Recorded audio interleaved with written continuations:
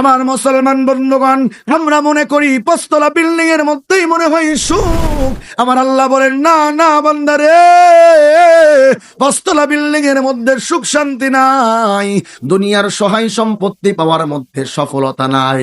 আমি আল্লাহকে পাওয়ার মধ্যে সফলতা, আমি আল্লাহকে পাওয়ার মধ্যে সফলতা, আমি আল্লাহর মহব্বতকে দিলের মধ্যে জায়গা দেওয়ার নাম হলো সফলতা, আমি আল্লাহর ভয়কে দিলের মধ্যে জায়গা দেওয়ার নাম হলো সফলতা। এ বান্দা, দুনিয়াতে আমি আল্লাহ যার হয়ে গেলাম, আমি আল্লাহকে যে বান্দা আপন করে নিল, ওই বান্দাই বড় সফল হয়ে গেল। এজন্য কবিতার ভাষায় বলেন, जो तू मेरा तू सब मेरा, फलक मेरा जमी मेरी, अगर एक तू नहीं मेरा तो कोई शय नहीं मेरी, अगर एक तू नहीं मेरा तो कोई शय नहीं मेरी। কবি বড় চমৎকার করে বলেন যে আল্লাহর হয়ে গেল দুনিয়ার সবকিছু তার হয়ে গেল, যে আল্লাহর হয়ে গেল আসমান তার হয়ে গেল, যে আল্লাহর হয়ে গেল জমিন তার হয়ে গেল, যে আল্লাহর হয়ে গেল আসমান জমিনের সমস্ত কুল মাখলুকাত গুলো তার হয়ে গেল। আর যে আল্লাহর হতে পারলো না রে যুবক, যে আল্লাহর হতে পারলো না, দুনিয়াতে ক্ষমতা পাইলো, দুনিয়াতে সুন্দরী নারী পাইলো, দুনিয়াতে অর্থ করি সহায় সম্পত্তি পেল, কিন্তু আল্লাহকে পেল না। দুনিয়ায় সবকিছু পাওয়ার পরেও দুনিয়ায় কোনো কিছুই পেল না। কথা বলেন ঠিক কিনা আমার মুসলমান বন্ধুগণ? এজন্য যে বুদ্ধিমান সে দুনিয়ার পিছনে দৌড়ায় না রে যুবক। আমার আল্লাহ বলেন, যুবক রে, আমি আল্লাহর কাছে তোমার যৌবনকাল বড় দামি। যুবক রে, আমি আল্লাহর কাছে তোমার যৌবনকাল কত দামি জানো নাকি? ওয়াশাবুন নাশা ফি ইবাদিল্লাহি আযজা ওয়া জাল্লা।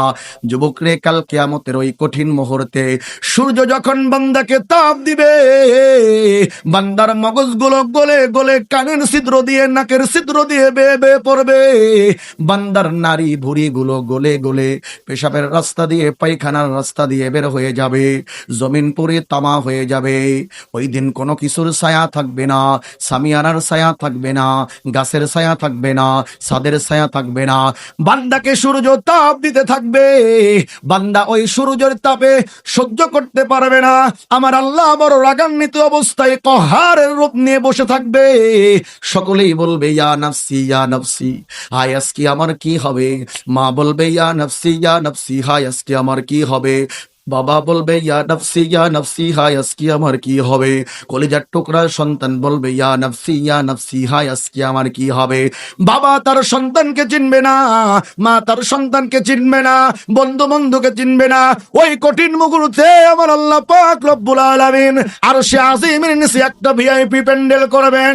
আমার আল্লাহ বলেন, ওয়াশাবুন নাশা ফি ইবাদিল্লাহি আযজা ওয়া জাল্লা। যুবক রে, আমি আল্লাহ তাআলা আমার আরশের নিচে একটা ভিআইপি প্যান্ডেল করব। ওই ভিআইপি প্যান্ডেলের মধ্যে আমি আল্লাহ আমার ভিআইপি মানুষদেরকে জায়গা করে দেব। আমি আল্লাহ আমার ওই ভিআইপি প্যান্ডেলের মধ্যে আমি আল্লাহ তাআলা আমার পয়গম্বরদেরকে জায়গা করে দেব। আমি আল্লাহ পাক রব্বুল আলামিন ওই আরশে আজিমের নিচে একটা ভিআইপি প্যান্ডেল করব। ওই ভিআইপি প্যান্ডেলের মধ্যে আমার নবীরা থাকবে, ওই ভিআইপি প্যান্ডেলের মধ্যে সিদ্দিকিনরা থাকবে, ওই ভিআইপি প্যান্ডেলের মধ্যে সুহাদারা থাকবে।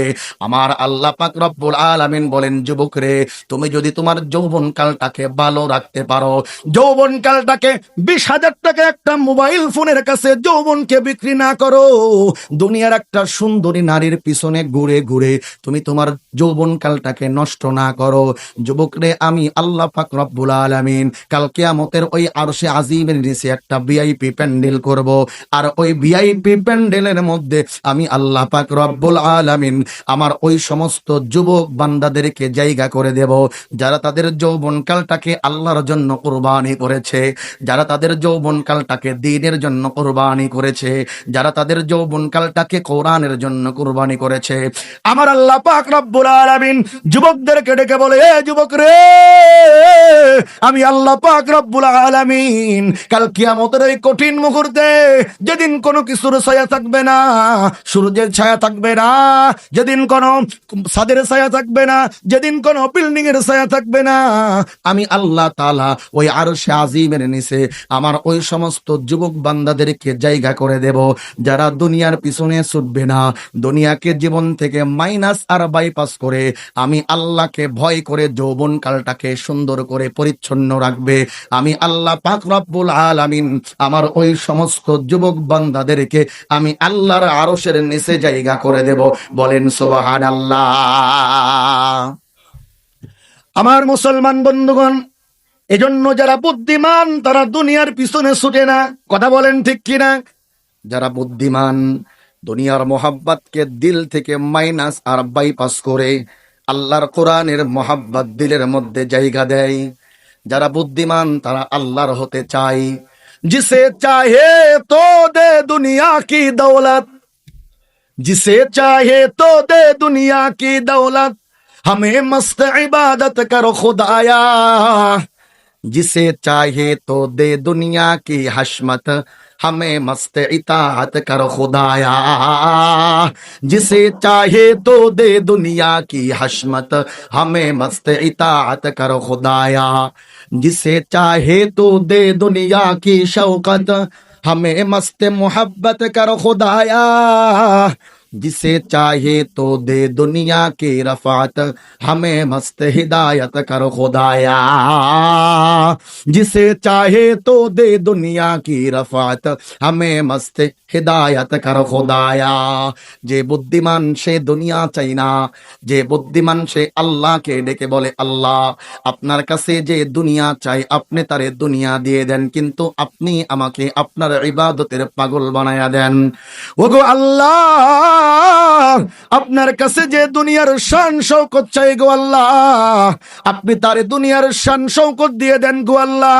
আপনি আমাকে আপনার আনুগত্যের পাগল বানায়া দেন। ওগো আল্লাহ, আপনার কাছে যারা দুনিয়ার ক্ষমতা চাই গো আল্লাহ, আপনার কাছে যারা দুনিয়ার এমপি মন্ত্রিত্ব চাই গো আল্লাহ, আপনি তাদেরকে দুনিয়ার এমপি মন্ত্রী বানায়া দেন, কিন্তু আপনি আমাকে আপনার হেদায়েতের পাগল বানায়া দেন। ওগো আল্লাহ, আপনার কাছে যারা দুনিয়ার শান শৌকত চাই গো আল্লাহ,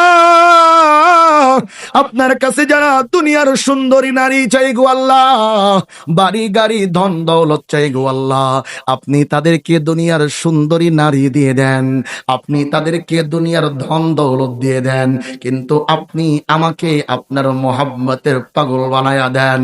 जिसे चाहे तो दे दुनिया की दौलत, हमें मस्त इबादत करो खुदाया। जिसे चाहे तो दे दुनिया की रफात, हमें मस्त इताअत करो खुदाया। जिसे चाहे तो दे दुनिया की हशमत, हमें मस्त इताअत करो खुदाया।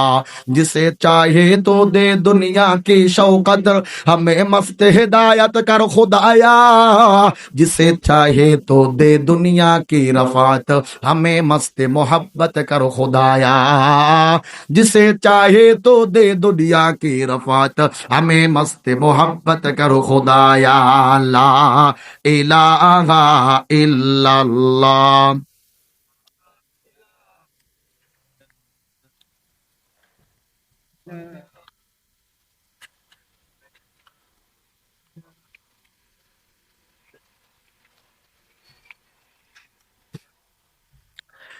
লা ইলাহা ইল্লাল্লাহু মুহাম্মাদুর রাসূলুল্লাহ সাল্লাল্লাহু আলাইহি ওয়াসাল্লাম। চলবে নাকি শেষ করে দেব? চলবে না শেষ করে দেব? অনেক শীত, দোয়া করে দেই নাকি বলেন? হ্যাঁ, না রাখলে চলবে? ভালো লাগতেছে? কোরআনের কথা শুনতে ভালো লাগে? আমার যুবক ভাইরা যারা বুদ্ধিমান তারা দুনিয়ার পিছনে ছুটে না, দুনিয়ার সমস্ত মোহাব্বতকে পিছনে ফেলে আল্লাহর জন্য পাগল হয়ে যায়। কথা বলেন ঠিক কিনা? আমরা আজকে যারা এখানে বসেছি, আমরা কি আল্লাহর পাগল নাকি দুনিয়ার পাগল? আমরা কি দুনিয়া চাই নাকি আল্লাহকে চাই? আমরা কি দুনিয়ার নারী গাড়ি সহায় সম্পত্তি এগুলো চাই নাকি আল্লাহর মোহাব্বত চাই? আল্লাহ পাক রব্বুল আলামিন সকলকে কবুল করুন, বলেন আল্লাহুম্মা আমিন। আমার ভাইয়েরা, অনেক রাত হয়েছে, সংক্ষিপ্ত আমি আলোচনা করব। কোরআনুল কারীম থেকে একখানা আয়াতে কারিমা আপনাদের খেদমতে তেলাওয়াত করেছি। এই আয়াতের আলোকে সাল্লাল্লাহু আলাইহি ওয়াসাল্লাম পর্যন্ত যত নবী রাসূল দুনিয়াতে এসেছেন, আল্লাহ পাক রব্বুল আলামিন প্রত্যেকটা নবী রাসূলকে ধৈর্যের পরীক্ষা নিয়েছেন। আল্লাহ পাক রব্বুল আলামিন এই কথাটাই বলতে চাচ্ছেন, বান্দারে আমি আল্লাহ কখনো তোমাকে ক্ষুধা, কখনো ভয়, কখনো ব্যবসা বাণিজ্যের মধ্যে লোকসান, কখনো ক্ষেত খামারের মধ্যে লোকসান, নানান রকম বালা মুসিবতের সম্মুখীন করে আমি আল্লাহ তোমার কাছ থেকে ধৈর্যের পরীক্ষা নেব, ইস্তিকামতের পরীক্ষা নেব। আমি আল্লাহ তাআলা দেখতে চাই বিপদের সম্মুখীন হওয়ার পরে আমি আল্লাহর প্রতি ধৈর্য ধারণ করো, আমি আল্লাহর প্রতি ভরসা করো, নাকি তুমি নিরাশ হয়ে যাও। বান্দারে বিপদে আপদে বালা মুসিবতের সম্মুখীন হওয়ার পরে আমি আল্লাহর প্রতি যদি তাওয়াক্কুল করতে পারো আর আমি আল্লাহর প্রতি ধৈর্য ধারণ করতে পারো, তোমাদের জন্য আমি আল্লাহর পক্ষ থেকে সুসংবাদ, বলেন সুবহানাল্লাহ।